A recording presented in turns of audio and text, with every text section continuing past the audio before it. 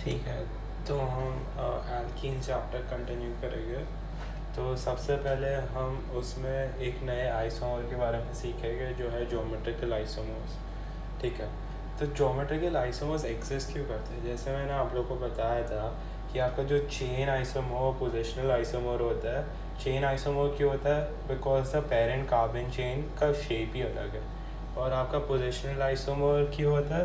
क्योंकि आपका जो आपका फंक्शनल ग्रुप है, जैसे अगर आपका अल्कोहल में OH ग्रुप हो गया, आपका एल्की में डबल बॉन्ड हो गया, वो फंक्शनल ग्रुप का पोजीशन अलग है।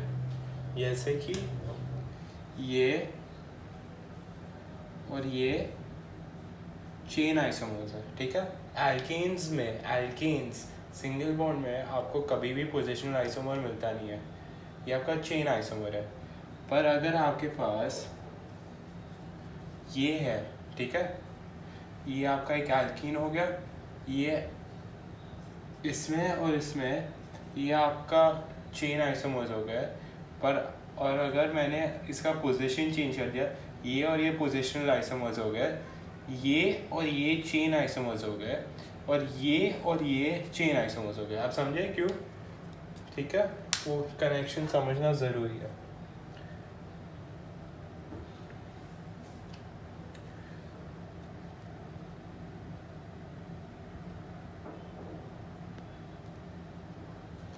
ठीक है,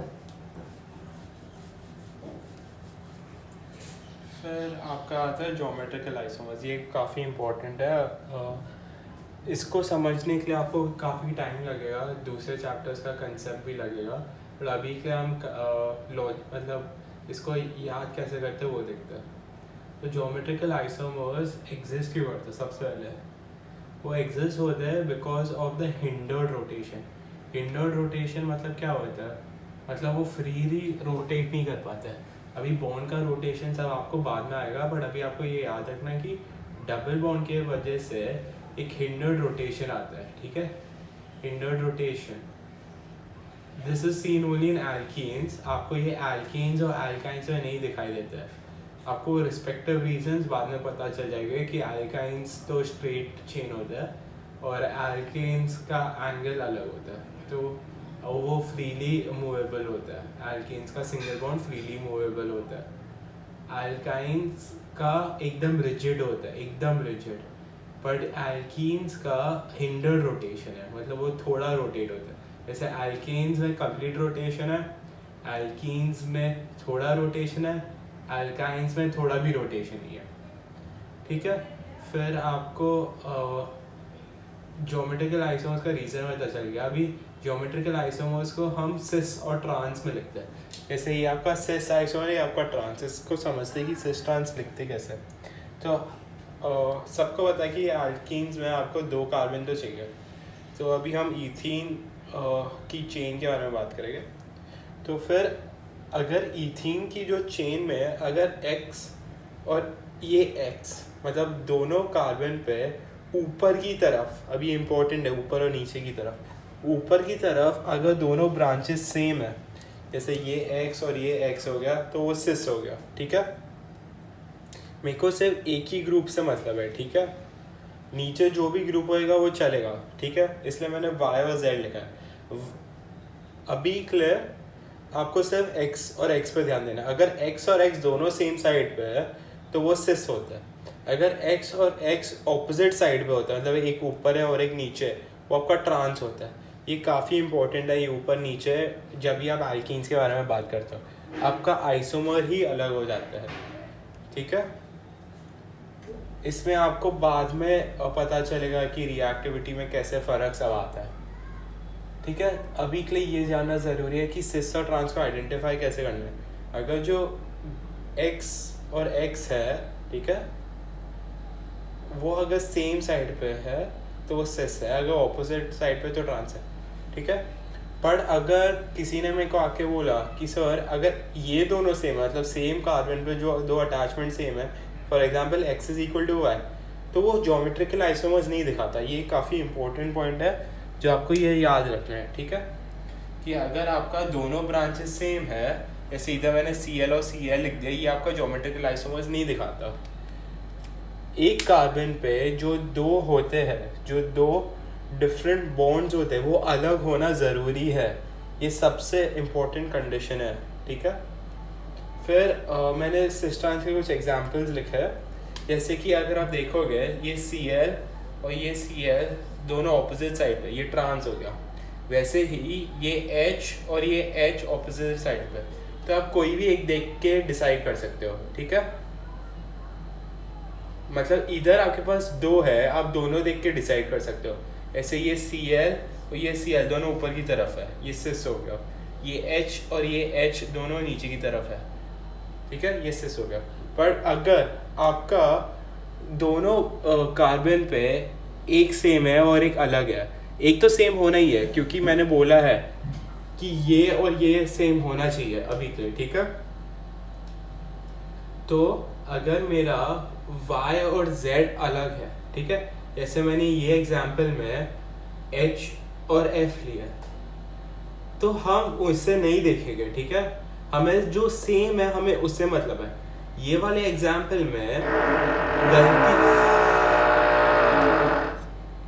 एग्जांपल में गलती से दोनों सेम हो गए थे।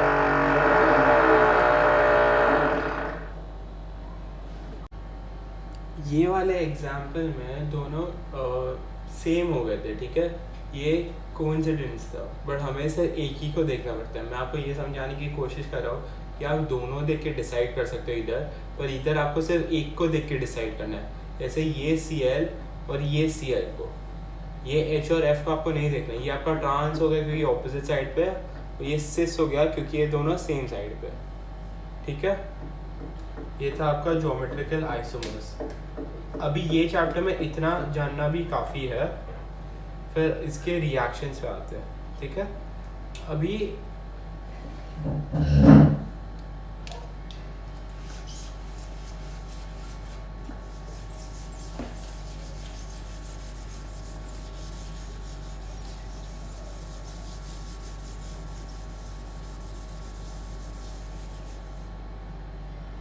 ठीक है, तो अभी हम प्रिपरेशन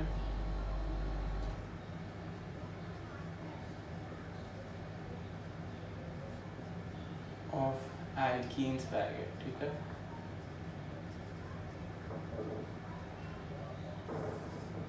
प्रिपरेशन ऑफ एल्कीन्स। अभी हम एल्कीन्स को प्रिपेयर कैसे करेंगे। एक मेथड होता है बीटा एलिमिनेशन,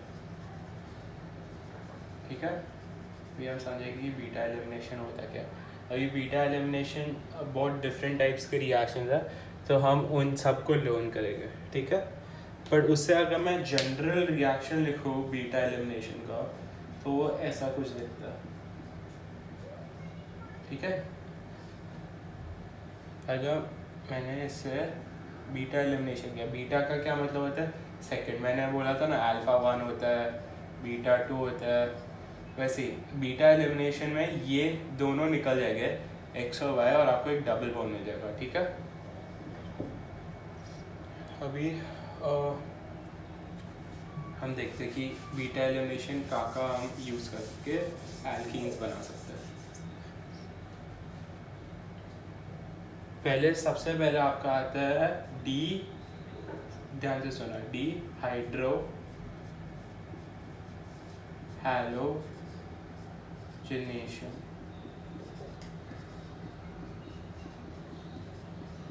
ठीक है। डी मतलब रिमूव, हाइड्रोजन, हैलोजिनेशन। सो आपको एक हाइड्रोजन निकालना है और आपको एक हैलोजन ग्रुप निकालना है। हैलोजन्स क्या होते हैं, ग्रुप 17 FCl Br और I, ठीक है। तो अभी हम इसे देखते हैं कि कैसे लिखता है। अगर लेट्स से मेरे पास इथाइल ब्रोमाइड है, ठीक है, C2H5Cl, और अगर मैंने उसमें KOH डाला, ठीक है, तो मेरे को C2H4 प्लस KCl मिलेगा, ठीक है। तो सबसे इम्पोर्टेंट क्या क्या याद रखना है, अभी मैं इसको खोल के दिखाता कि होता क्या है। ये अगर आपका C2H5Cl है, ठीक है, प्लस KOH, इसको हम हीट भी करेंगे। ये ट्रायंगल का मतलब होता है हीट देना। तो बीटा एलिमिनेशन मैंने क्या बोला, एक Cl निकलेगा क्योंकि ये मेन पे Cl निकलना है और इधर से एक H निकलेगा, ठीक है। तो फिर हमारे पास ये बन जाएगा, ठीक है, प्लस बाकी का बाय प्रोडक्ट KCl, ठीक है। ये बीटा एलिमिनेशन समझा कि मैंने कैसे ये Cl इधर से निकाला और ये H बीटा कार्बन से निकाला, ठीक है। ध्यान से समझने की बात है कि ये आपका अल्फा है, ये आपका बीटा है, बीटा एलिमिनेशन, ठीक है।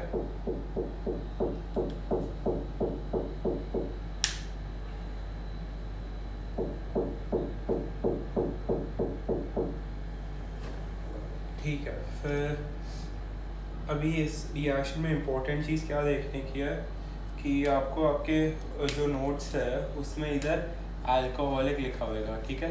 ये इम्पोर्टेंट है, अल्कोहलिक KOH यूज़ करना। अगर आपने एक्वस KOH यूज़ किया आपको कोई दूसरा रिएक्शन मिलेगा, ठीक है। मैं लिख रहा हूँ, आपको ये याद रखने की ज़रूरत है कि अगर मैंने अल्कोहलिक किया तो मेरा ऐसे Cl और H निकलता है, पर अगर मैंने एक्वस यूज़ किया, एक्वस जो दूसरा तरह का होता है, ये लिख देना, ये आपके नोट्स में नहीं होगा, प्लस Cl प्लस KOH। अगर आपने एक्वस ले लिया, ठीक है, तो आपको C2H5OH मिल जाएगा, आपको अल्कोहल का ग्रुप आ जाएगा, ठीक है। तो ये दो तरह के रिएक्शन है, अल्कोहलिक में एलिमिनेशन होता है और ये में रिप्लेस हो जाता है, ठीक है। अभी हमें जो बीटा एलिमिनेशन है उसे थोड़ा और डिटेल में पढ़ना है। अगर मेरे पास ये कार्बन चेन है, ठीक है, और अगर मैंने उसमें KOH, अभी हम सब अल्कोहलिक KOH के बारे में लिखेंगे, किया तो मेरे को ये मिलता है, ठीक है। इधर तो एक ही प्रोडक्ट मिल जाएगा, ठीक है। पर अगर मेरे पास ऐसा कुछ है और अगर मैंने इसमें KOH और अल्कोहलिक डाला, ठीक है, कोई मेरे को बोलेगा सर मैं इधर भी डबल बॉन्ड डाल सकता हूँ, मैं इधर भी डबल बॉन्ड डाल सकता हूँ। जैसे एक ये होएगा जो बीच की तरफ निकलेगा और एक ये होएगा जो इधर से, जो बोलेगा मेरे को इधर से चाहिए। अभी मेरे को दो आंसर आ गया। अभी मेरे को कोई पूछेगा कि सर इसमें से कौन सा करेक्ट है, तो इसमें ये वाला मेजर होता है, करेक्ट रॉन्ग कुछ नहीं होता, ये मेजर होता है, ये माइनर होता है, ठीक है। जो बॉन्ड ज़्यादा बीच में आएगा, ठीक है, वो मेजर होता है। ये आपका रूल होता है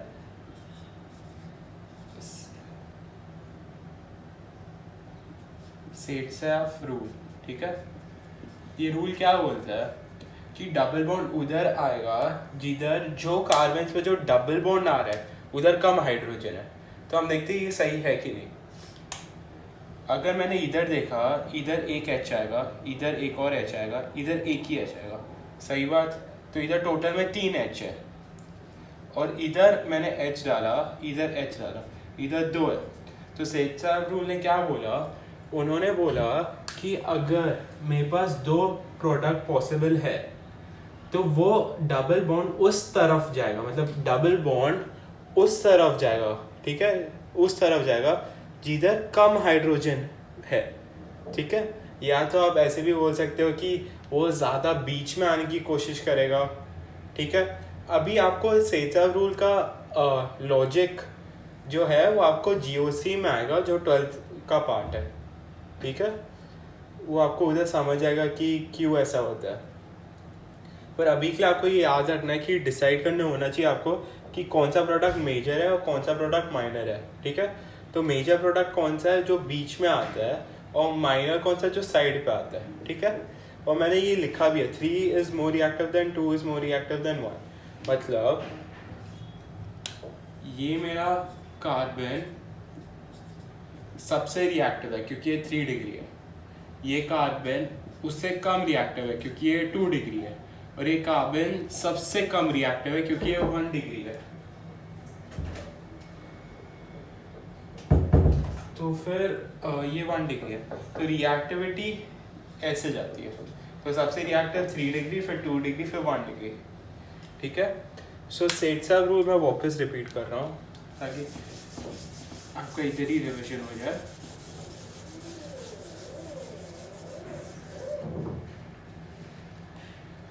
तो अगर मेरे पास ऐसा एक चेन है, ठीक है,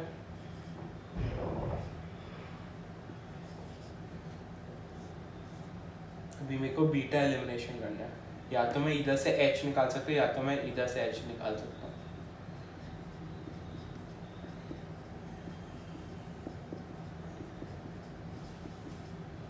या तो मैं अभी सेट-साब रूल क्या बोलता है, मेरे को वैसा डबल बॉन्ड बनाना है जिधर मेरा जो डबल बॉन्ड है वो कम हाइड्रोजन से सराउंडेड होएगा, ठीक है।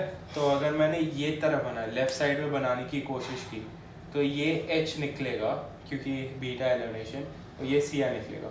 तो टोटल H कितने हो गए, 1 2 3 H हो गए, ठीक है, केस 1 में।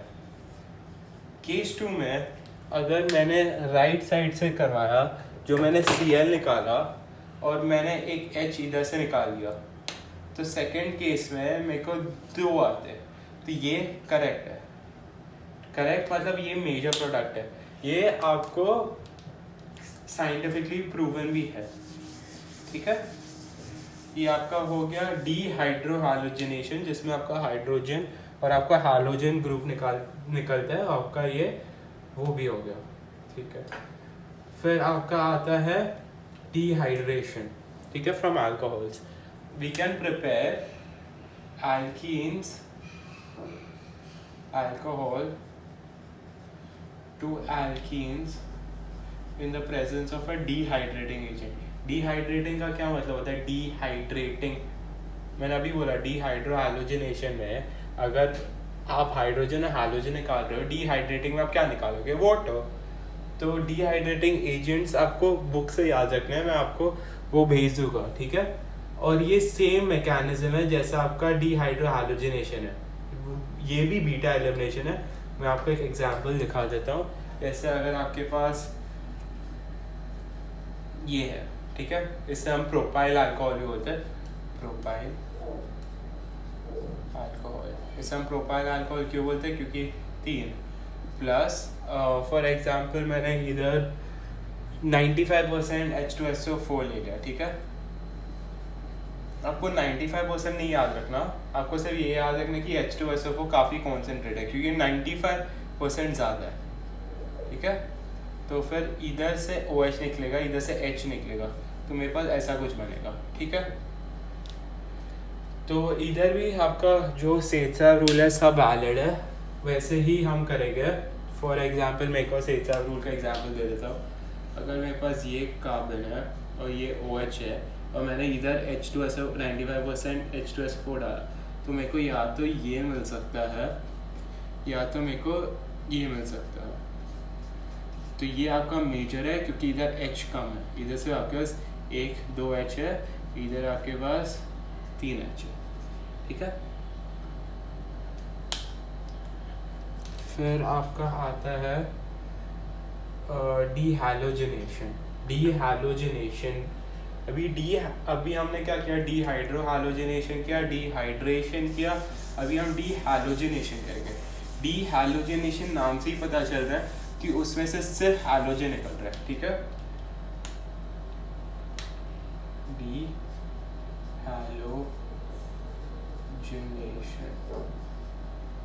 ठीक है।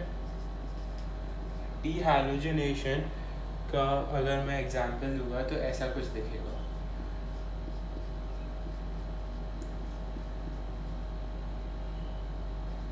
ठीक है, Br। और इधर आपको आपका कैटलिस्ट सब याद रखना है। इधर आपको जिंक ऐड करना है, जिंक Zn, प्लस आपको आपका ये हीट करना है और अल्कोहल ऐड करना है, ठीक है। ये याद नहीं रहेगा चलेगा, बट जिंक ऐड करना ये याद रखना है। तो इधर रिएक्शन कैसे होगा, ये रिएक्शन में आपके दोनों Br चले जाएंगे, ठीक है। तो आपका ऐसे बन जाएगा कुछ, double bond plus Zn Br, तो अगर मैं इसे ऐसे लिखूँगा, ठीक है, समझा ये। एक और एग्जांपल करते हैं डी हैलोजिनेशन का। अगर मैंने ऐसे लिखा है, ठीक है,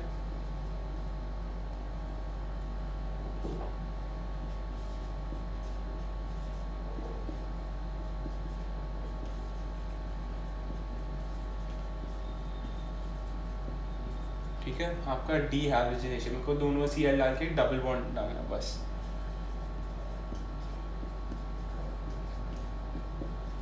ठीक है, इधर आपका सेट्स-ऑफ रूल वैलिड नहीं रहता है, क्योंकि मेरे को वैसा करना है जिधर आपका दोनों बॉन्ड निकलता है, मतलब दोनों आपका हाइड्रोजन निकलता है, इसलिए मैं इधर सेट्स-ऑफ रूल वैलिड नहीं रखूँगा। जैसे अगर मैंने ये एग्जांपल लिया,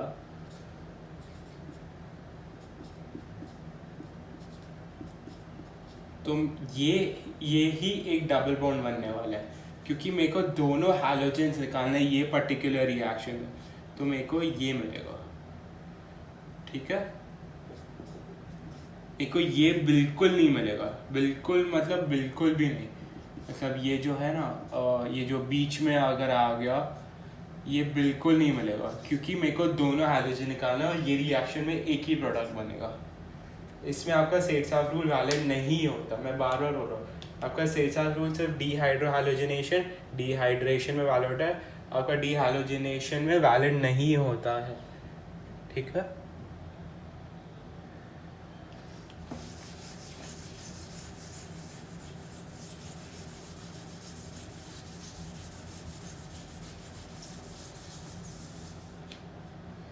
फिर आपका मैंने बुक में अगर आप देखोगे, मैंने आपका एडिशन रिएक्शन में आपका मैं वो हाइड्रेशन रिएक्शन हाइड्रोजनेशन रिएक्शन करवा चुका था, सॉरी।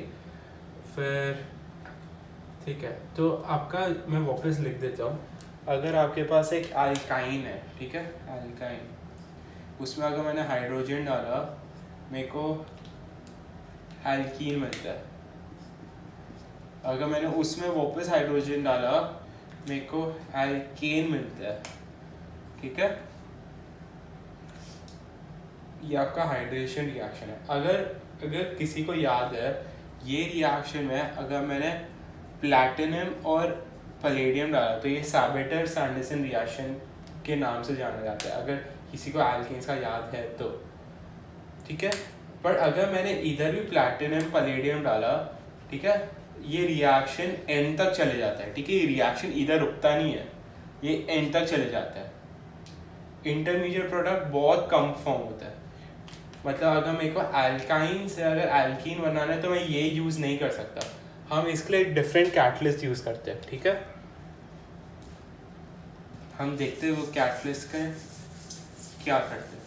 अगर मेरे पास एक एल्काइन है, ठीक है, ये वाला, और अगर मैंने उसमें हाइड्रोजन ऐड किया इन द प्रेजेंस ऑफ, आपको आपके बुक से ये याद रखना है, palladium CaCO3 the presence of lead acetate, ठीक है।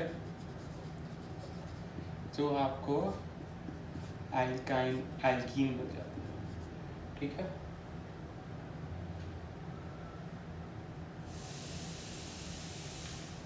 ये रिएक्शन में एक और देखने की बात है कि अगर मेरे पास ये H नहीं है, अगर मेरे पास ऐसा कुछ है, ठीक है, अगर मेरे पास लेट्स से R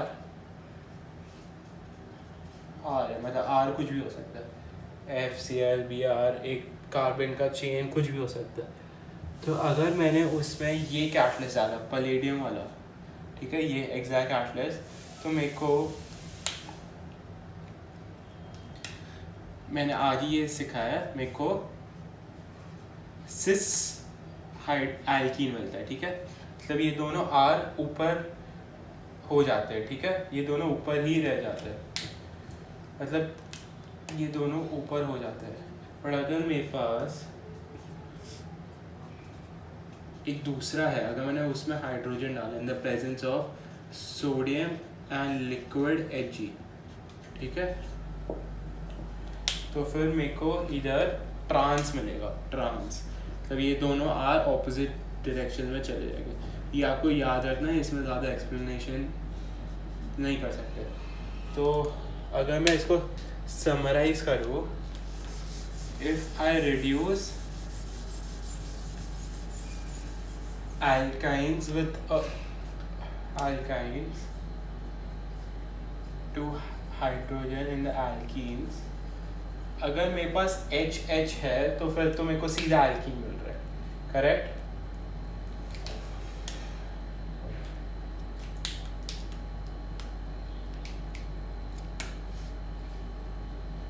अगर मेरे पास इधर मेरे पास इधर X और X है, तो अगर मैंने इसमें पलेडियम वाला कैटलिस्ट डाला CaCO3 लेड एसिटेट, उधर आपको सल्फर क्विनोलिन भी दिया रहेगा, आपको वो भी याद रखना है। तो मेरे को इधर आपका सिस प्रोडक्ट मिलता है जो ऐसा लिखता है,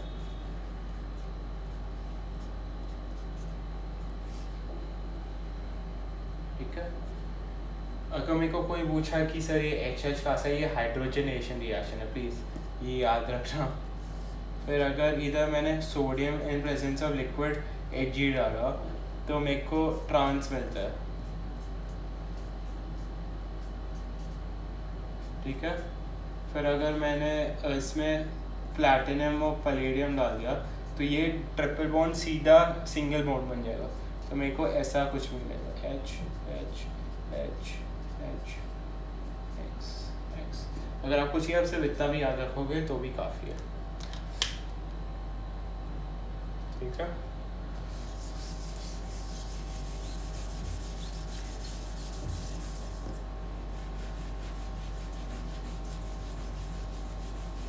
फिर इसके बाद आपका प्रिपरेशन ख़त्म होता है। फिर इसके बाद आपका ये फिज़िकल प्रॉपर्टीज़ चालू होता है। फिज़िकल प्रॉपर्टीज़ आपको नोट से ही याद रखने हैं। फिर आपको वापस हाइड्रोजनेशन रिएक्शन दिया रहेगा, अगर आप बुक अच्छे से देखोगे।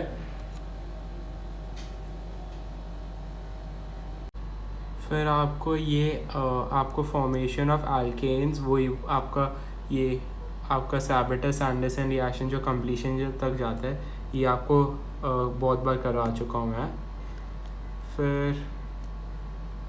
फिर आपका ये फॉर्मेशन ऑफ विसिनल डाइहैलाइड जो है, ये आपका डी हैलोजिनेशन का उल्टा है। अगर आपको याद रहेगा जो मैंने आपको अभी जस्ट बोर्ड पे सिखाया था कि डी हैलोजिनेशन में आप ये Br और Br दोनों निकाल देते हो, ठीक है। वैसे ही अगर मैंने उसका ये डी हैलोजिनेशन हो गया, और मैंने अगर उसका ऑपोजिट किया हैलोजिनेशन, अगर मैंने उसमें जो एल्कीन है, एल्कीन में मैंने अगर Br2 डाला तो in the presence of CCl4 तो मेरे को ये मिल जाता है, ठीक है। इसमें सेट्साव रूल ऐसा कुछ कॉम्प्लेक्स नहीं है, आपको ये याद रखना है। फिर आपका फॉर्मेशन ऑफ अल्काइल हैलाइड है जो आपका हाइड्रो हैलोजिनेशन है। मैं आपको बोर्ड पे दिखाऊंगा ये दोनों, ठीक है। आज के लिए सर हम पेज नंबर 9 तक ही कर रहे हैं, ठीक है। तो फिर इधर बेसिकली क्या मैं बताना चाहता हूँ, अगर आपके पास एक ऐसा है, ठीक है,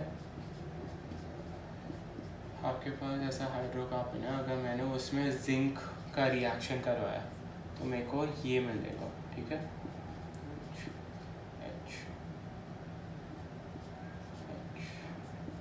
बट अगर मैंने उसमें Cl2 ऐड किया in the presence of CCl4 तो मेरे को ये वापस मिलेगा। तो अगर आपको कोई ऐसे लिख के भी दे सकता है कि A zinc B plus Cl2 gives me A again, तो अगर आप देखोगे A तो ये है, B आपका ये हो गया, A वापस आपका ये हो गया।